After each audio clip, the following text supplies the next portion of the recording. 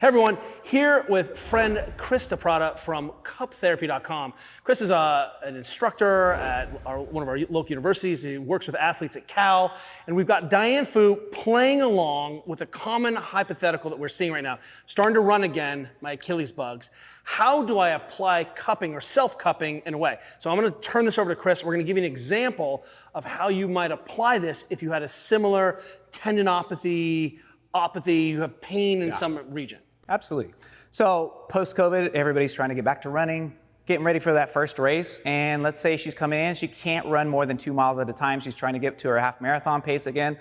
Ankles blowing up in terms of irritability, maybe a little bit poofiness around that Achilles region, and she just can't do what she wants to do for as long as she wants to do. And that thing is the bottom of a gravity well too. Man, absolutely. It's always hard to decongest that area. Yeah, so you can think of like these tissues are starting to get sticky and adherent, but also the lymphatic flow isn't getting the stuff out that it needs to. There's not enough time for turnover, and metabolic processes are just jacked. So one of our first things is to measure the range of motion. And if you have a reduction in range of motion, this is definitely a great technique for you. But even if it's just a pain presentation and you need those tissues to glide because that tendinopathy is a lack of gliding surfaces on not just the tendon, but what we call the epitendon or paratendon. Just too much there, but every part of that connective tissue piece needs to slide and glide, and this is going to help you slide and glide the way it's meant to. We want to be like layers of warm silk sliding over steel springs. That is our old model. So show us what this looks like, because this is a technique that is pretty easy to do on myself. Show Diane what it looks like, or why don't you apply it to Diane so people can get an idea of what we're talking about here. Certainly. So we're going to slide some stuff over so she has plenty of space to lay down. Go ahead and come up onto like knees, actually hands and knees, just so we can take a look at your dorsiflexion. Ankles are off the edge of the table there. And let's say it's her left side, that's a little bit, so come down this way just about there. And so right away, you're gonna move your ankle up and down, and you'll be like, that's a little bit irritating, right? And maybe you have some range of motion loss, and you can measure that with a dorsiflexion, like knee to wall angle, okay? Let's say she's a little limited.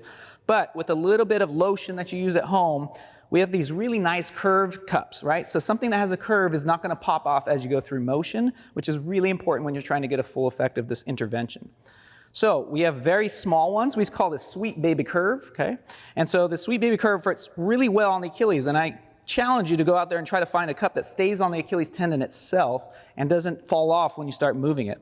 So we're gonna pump it up a few times just to give her an idea of what that feels like, but this is something you can do for sure at home on your own. So go ahead and come up to kneeling. That's what it's gonna feel like there. You okay with that?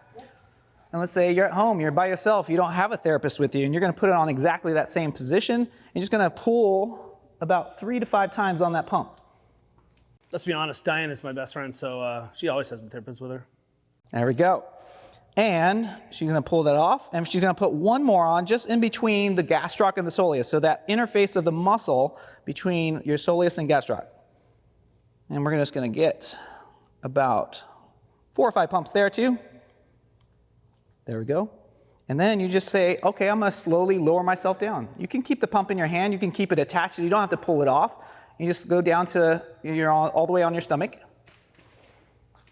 And as she goes there, she has the pump here just in case she needs it again. But tell us what you felt so far. Have you gotten a stretch effect yet? So what I'm experiencing is it started to stretch, so it intensified kind of the sensation underneath the cups, is what I'm feeling. Yep. So it's a pull at the local level right where the cup is, but also the tissue between the 2 cups, as well as above and below, right? So you're getting a lot of effects, and you can leave it on there for about 1 to 2 minutes statically. Just let it chill out. I call it the marinating process. Let those tissues kind of pull up and start distracting things that have been adherent for a long time. And then you say, okay, I'm gonna start moving my ankle. So all you have to do is slowly dorsiflex your ankle. And you're like, whoa, that's a lot of intensity. And sometimes they will pop off on the skin there, but we'll pump that back on there. What I want to point out is one of the things that's different about your technique is that you're adding movement back in. And new research, of course, very old school, showing that maybe that's a more effective technique than some of the static. And there's other reasons to do static, but this movement, especially with a movement-related problem, is the game? Absolutely. So if you're trying to gain range of motion, you need to have range of motion in with cups. If you're just trying to relax, you can put a cup on and just chill out for 4 minutes, 5 minutes, but this is gonna be gaining range of motion and improving gliding of surfaces. Static cups with no movement is not gonna give gliding improvements very well. How long should this keep this on? Absolutely. So, she leaves it on here for like 1-2 minutes statically where she's not moving, and then go and start moving again. She's slowly gliding and letting it back. Okay, and she has such great range of motion already that maybe this wasn't the right spot. Maybe she needed it up a little bit. And if they do pop off, it just means that you get a smaller decompressor or you slide it up to a thicker region, and that'll stay on most of the time with that. But she's doing great with that, and she probably feels a good amount of intensity there. Yeah. Good pull. 2 cups. I mean, that's only 2 little And pinch-shaped these are the cups. smallest ones, yeah. So if we start getting bigger and we put one of the bigger ones here, she's really gonna get a lot of pull there. So it depends on where and how intense it is for you. You can start with the smallest one, it's a lot easier, so it's not so intense, and then go bigger and bigger. I like to get the biggest size on the surface that I can, so I get the most effect out of it. Let it marinate for a couple minutes. You Yep. get a couple pumps. Yep. You said somewhere between 75, maybe 100 millimeters of mercury appropriate. Each So pump, maybe yeah. it's 2 pumps to start. Yeah, 2 pumps to start. So often if you have it below 2 pumps, it's gonna fall off. So you need 2 to 3 pumps to stay on while you're gonna do the motion. If you're just gonna leave it on there, you don't need more than 2 pumps, okay? She's done this, let's say, you say a good therapeutic first dose, 5 minutes. Yeah, 3 to 5 minutes is all you need. What's the research say? How long should I keep it on? Basically, for blood flow effects, you don't need it on there 10 minutes. You don't need it on there 20 minutes the way we used to traditionally, and it only needs about 5 minutes of actual tissue gliding to actually improve those properties there. So it's really nice for blood flow as well as tissue gliding to improve it over the course of 3 to 5 minutes.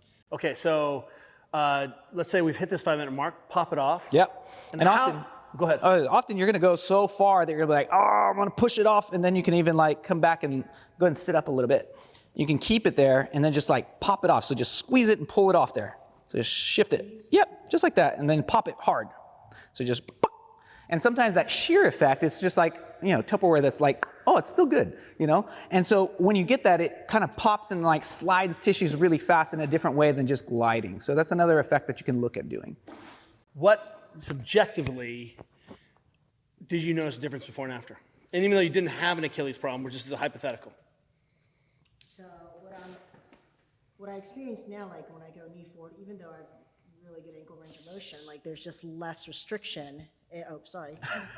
Good job. There we go. You're doing great. There's just You're doing less great. restriction in the treated ankle or treated calf. Thanks, Di.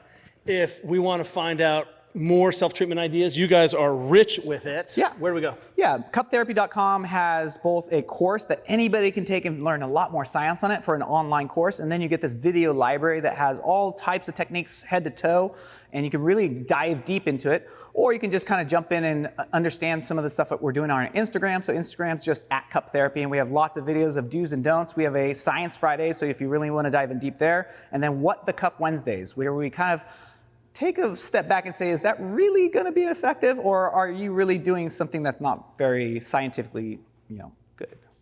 So fun stuff like that. See you next time.